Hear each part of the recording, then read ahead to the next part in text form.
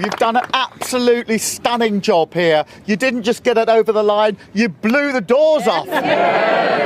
The first victory here since 1998. An amazing, amazing set of results. I didn't doubt it when I saw the energy and the commitment and the case that we were making. But what a fantastic result here in Medway. And we're having fantastic results across the country. Plymouth. What a night they've had in Plymouth. And then Stoke. Brilliant. And up to Middlesbrough. All the places that we need to win, the battlegrounds. And make no mistake, we are on course for a Labour majority at the next general election. And this was all about the cost of living. And we had a positive case to make. We understood what it's like. Right. So picture this. You're elected to run a country on the promise of change, transparency, and giving power back to the people. Fast forward a few months, and you're cancelling elections like they're Netflix subscriptions you forgot you had. Welcome to Britain in 2025, where democracy apparently comes with terms and conditions that nobody bothered to read. Keir Starmer's Labour government has just pulled off what can only be described as a masterclass in political self-preservation, and the Electoral Commission is absolutely fuming about it. We're talking proper, stiff-upper-lip British outrage here, which as we all know is basically the equivalent of a nuclear meltdown in any other country. Quick favour, if you're enjoying this absolutely mental state of British politics, smash that subscribe button right now. Seriously, over 94% of you watching haven't subscribed yet, and it is completely free, takes literally 2 seconds, and helps us keep bringing you these stories. Cheers if you did. Right, back to the chaos. So here's what has happened. The Department for Local Government, in a move so sneaky it would make a cat burglar blush, slipped out an announcement yesterday that they would be offering 63 local councils the opportunity to delay their elections. Not just delay them by a few weeks. Mind you, we are talking about postponing elections that were already postponed from 2025, pushing them even further into the future. Some elected representatives are now looking at serving 7-year terms. 7 years. That is longer than most marriages last these days, and certainly longer than any politician should go without facing the music from voters. The Electoral Commission, bless them, came out swinging this afternoon with a statement that was about as close to throwing a full-blown tantrum as a government watchdog can legally get. Chief Executive Vijay Rangarajan, clearly having reached his limit with this nonsense, issued what can only be described as a beautifully British diplomatic slap across the face. He warned that voters must have a say on those who represent them at local government, which you would think would be obvious, but apparently need to be spelled out like we are explaining democracy to toddlers. Here's where it gets properly spicy. Rangarajan said, and I quote, that they are disappointed by both the timing and the substance of the statement. In British diplomatic language, that is essentially the equivalent of calling someone an absolute muppet. He went on to say that scheduled elections should, as a rule, go ahead as planned and only be postponed in exceptional circumstances. Revolutionary stuff. Really? Who would have thought that in a democracy you should probably have elections when you say you are going to have elections? But wait, it gets better. The Electoral Commission is concerned by the possibility of some council elections in May being postponed, and even more concerned, properly rattled in fact, by any further postponement to those which had already been deferred from 2025. They are essentially saying, you already kicked this in down the road once, and now you want to give it another boot? Absolutely not, mate. Now, Labour's defense of this absolutely brilliant piece of political gymnastics is that they are currently overseeing sweeping reforms of councils, including abolishing some district councils and merging them with larger unitary authorities. Their argument, if you can call it that, is that holding elections for councils that would be abolished shortly afterwards makes little sense.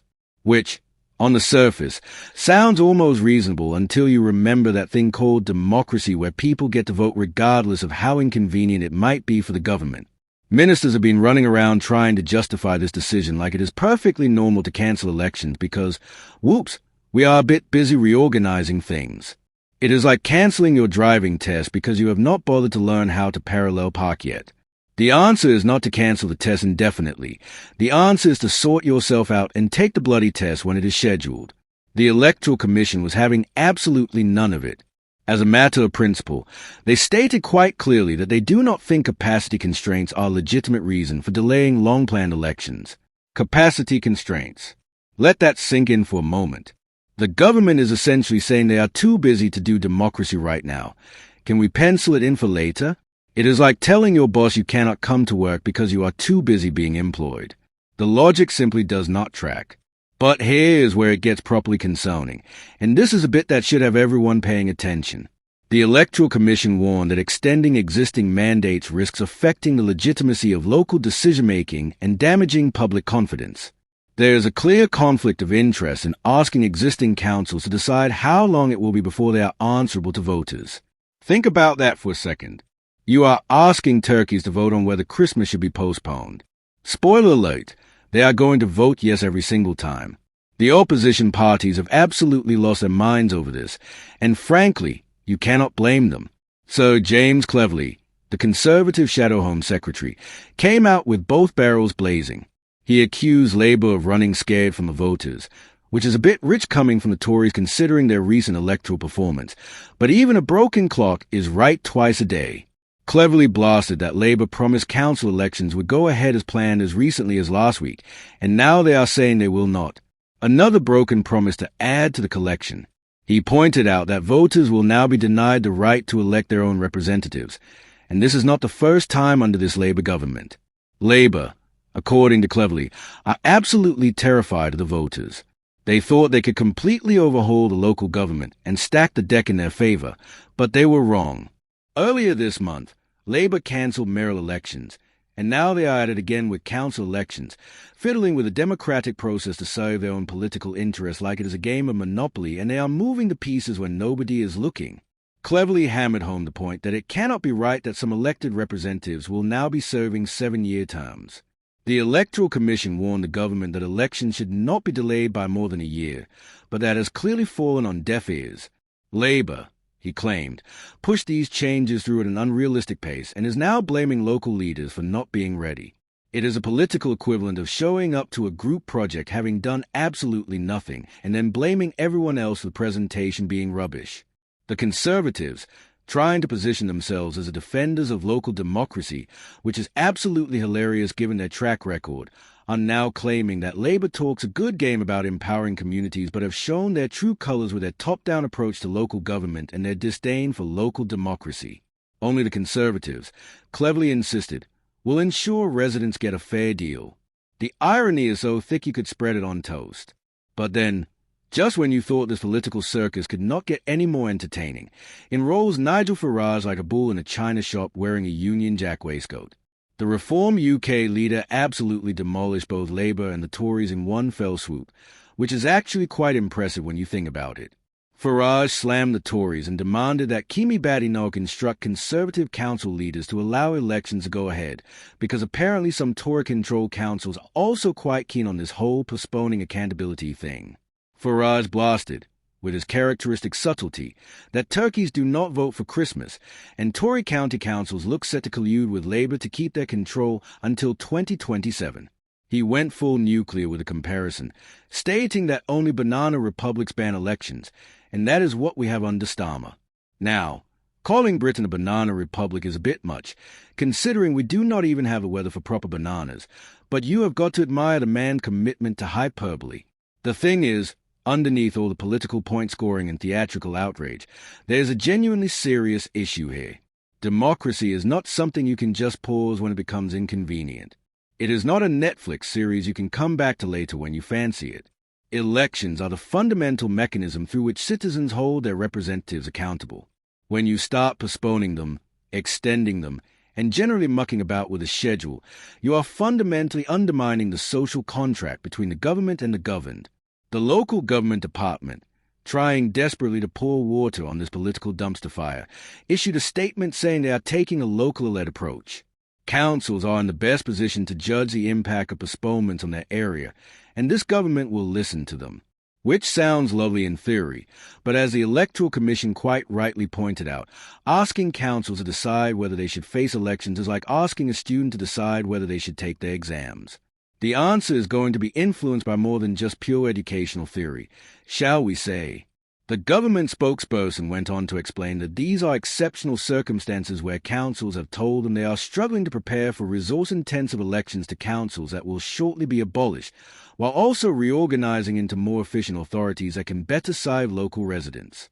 They even pointed out that there is clear precedent for postponing local elections where local government reorganization is in progress, as happened in 2019 and 2022. Fair enough. Precedent exists. But just because something has been done before does not make it right, or democratic, or anything other than politically convenient. The fundamental question that nobody in government seems willing to answer is this. If you knew you were going to reorganize local government, why on earth did you not plan the timeline to avoid this mess in the first place? It is not like local government reorganization is something that springs up overnight like a surprise party. This is a sort of thing you plan for months, if not years, in advance. The fact that we have arrived at a situation where the government is essentially saying, whoops, we are too disorganized to do democracy properly this year. Can we have an extension? Is frankly embarrassing for everyone involved. What makes this whole situation even more troubling is the erosion of public trust. We are living in an era where confidence in political institutions is already at historic lows. People are cynical about politicians, skeptical about government competence, and increasingly disengaged from the democratic process. Canceling elections, even with a semi-reasonable explanation, sends exactly the wrong message at exactly the wrong time. It reinforces every negative stereotype about politicians being more interested in preserving their own power than serving the public interest. The Electoral Commission's intervention is significant precisely because it is so rare. These are not people given to dramatic statements or political grandstanding.